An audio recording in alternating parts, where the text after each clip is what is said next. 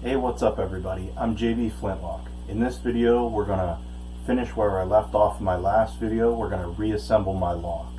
Now in the interest of time I didn't go through and Dremel polish every part and do all that. All I did today was use my regular cleaning solvent, wiped everything down, and then we're going to reassemble, and I'll show you where to apply grease and oil. As far as grease, I carry a little pill tube of white lithium grease.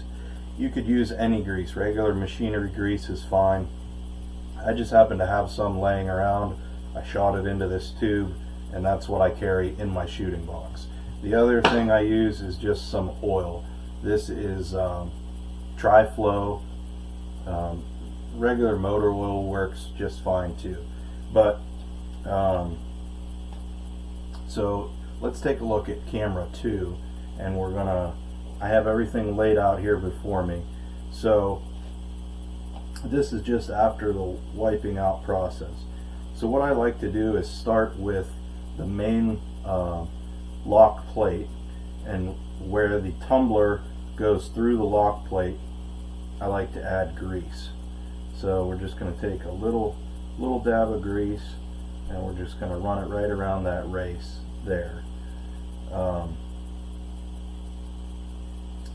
And then we can put our tumbler back in there. To hold it in place, I'll go ahead and put the hammer back on.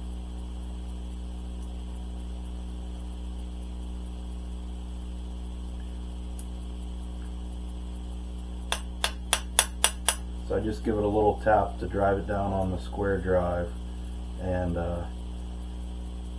for now I'm just going to finger tighten that bolt, so that keeps it from falling out. The next thing that I want to add is the fly.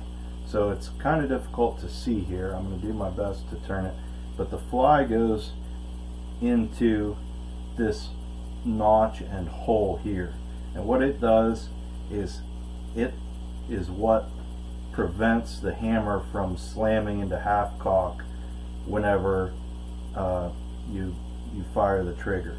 So it allows it to skip over that half cock notch. So it has to be able to swing freely in there. I don't like to add grease to it because sometimes grease can be sticky, and I've had them stick in one position.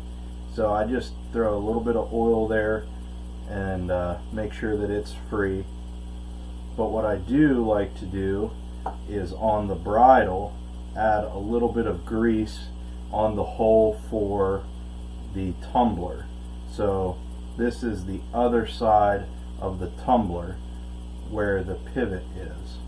So I add a little bit of grease there, and I tighten the top bridle screw. And I just wipe off any excess, just so I'm not making a mess. So the next thing that I want to do is add the sear. So I usually add just a little bit of oil to the tip of the sear. You could grease that if you wanted to, but I like to keep the notches of my of the tumbler clean, so that's why it tends to not build up as much if I oil it. So then I'll go ahead and get that aligned, and now you don't want to go too tight with this screw, and I'll show you what will happen. If you go too tight, this one's not going to let me do it, but if you could tighten and pinch the sear in there. So usually what I do is come down and just go just snug, but I still want to see that sear reset smoothly. Now it's not going to reset on its own until you add the sear spring. So there again, I usually, where we have a bearing surface, just add the slightest bit of grease to that spring, and then I'll install that. The trick to that is you get the screw started,